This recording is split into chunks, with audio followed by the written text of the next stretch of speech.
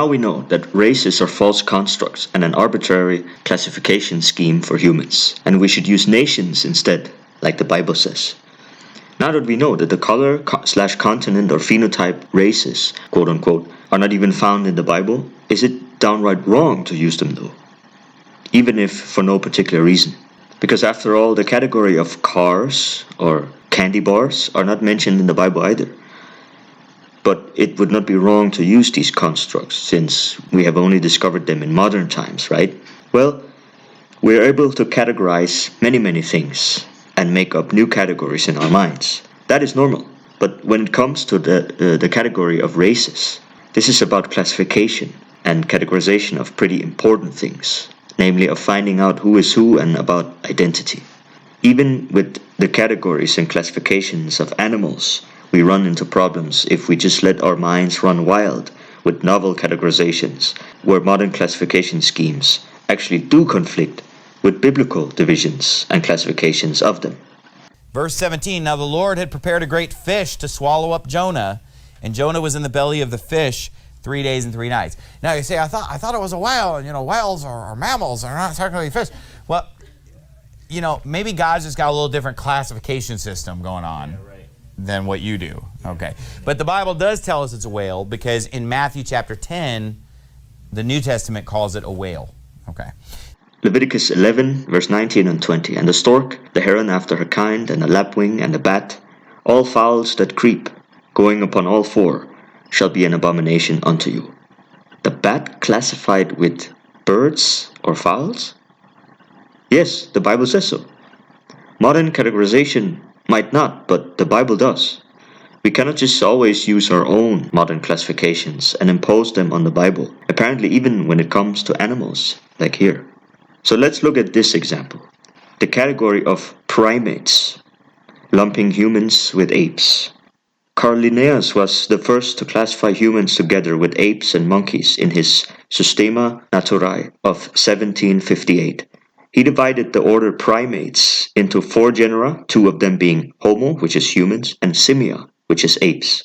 Linnaeus did not think that Homo should form a distinct group from Simia, classifying them separately mainly just to avoid conflict with religious authorities, back when there were still many religious. Linnaeus classified humans among the primates, beginning with the first edition of his Systema Naturae.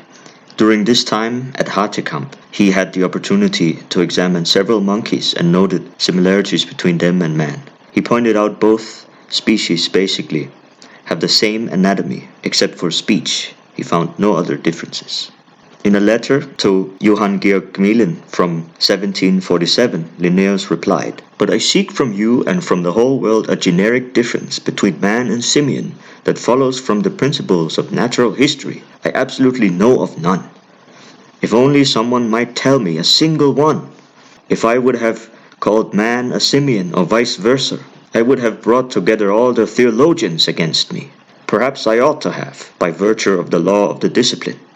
Over half a century later, the taxonomic tribe, quote-unquote, hominini, was introduced by British zoologist John Edward Gray in 1824.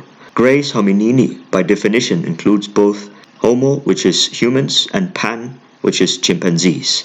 This was still before Darwinism, mind you, and before today when people say chimpanzees are our closest cousins.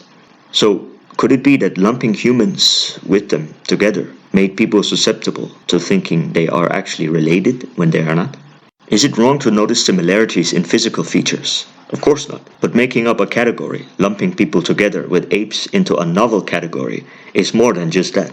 It makes it look like we are related or connected, and maybe this could lead to thinking that we are more similar and connected than we really are. And this is exactly what then eventually happened with Darwinism, not long after categorizing humans with apes. But mind you, Darwinism came after humans were already lumped in with apes into a broader category. Social identity theory has shown that when we categorize things together, we tend to exaggerate the similarities within the category and differences between the categories. There is no need to lump or categorize humans together with apes just because there are a few similar physical features, because they are not connected. God made apes separately from us, despite some similar features. Likewise, God has separated humans into nations, so there is no need to supercategorize them into broader categories. The race category, above the ethnic category, is more than just seeing a light-skinned group versus dark-skinned and kinky-haired features. It is sometimes about creating whole new identities above ethnic identities that have existed before the race category. Lumping Romanians, Portuguese, Russians, Irishmen, and Danes into one group could lead you to see them as very similar. If you think they are, then you're an idiot. If you are a white, quote, nationalist, unquote, believing that the Hungarians, Russians, Portuguese, Irish, Danes, and French are and should all feel as one family, one people, then you're an idiot. That is just as dumb as saying chimpanzees are the cousins of humans under the category primate, quote unquote. Lumping all nations in Europe together into the category white or European, when you mean identity, can even lead to some wanting to literally unite them into one, which would even be downright overriding God's order of nationalism. For example, see the old fascist British politician Oswald Mosley, who wrote a book literally called Europe a Nation. That's internationalism right there, an international European Union on steroids. Also, look how white identity and the category of a white people was written into law in America. What did it lead to? It led to Irish, German, English, Italian, French, and Polish immigrants and the Americans ignoring or downplaying and eventually abandoning their ethnic identities in favor of a simplistic color designation. The same with Jamaican reggae musician Peter Tosh in his song African, where he sang, "Don't care where you come from, as long as you're a black man, you're an African. No mind your nationality, you have got the identity of an African." And the song even goes on to sing "No mind denomination," literally trying to downplay national and religious identity in favor of an arbitrary phenotype and continent. Why was the primate-ape categorization thing then bad? What happened? The category of primate was actually invented way before Darwinism, as we have seen. It was made popular in Carl Linnaeus' massive work of classification of the natural world. About a century later of accepting this lumping of man in with apes, then Darwinism came on the scene. So I would suggest that perhaps it was this classification of apes with man as primates because of physical similarities that led to the logic of seeing apes as connected to humans in some biological way. And alas, today we have idiots in all of academia saying chimpanzees are our closest cousins, quote unquote. But likewise, you had people before even the primate category for apes and man, who saw Frenchmen, Englishmen, Dutchmen, Danes, etc. as under one category of white, based on similar facial features compared to dark-skinned peoples. And today there are people who insist they are one people and family. Even though, like the chimpanzees and man are separate, these nations have been and are still separate peoples. Therefore, the believers of the transnational or supranational race category are by definition superimposing their beliefs onto the Bible, because the Bible never lumped similar looking people into one group just because of their looks if they were separate nations. Nations did not simply come into being if they started looking different, or they did not separate based on it.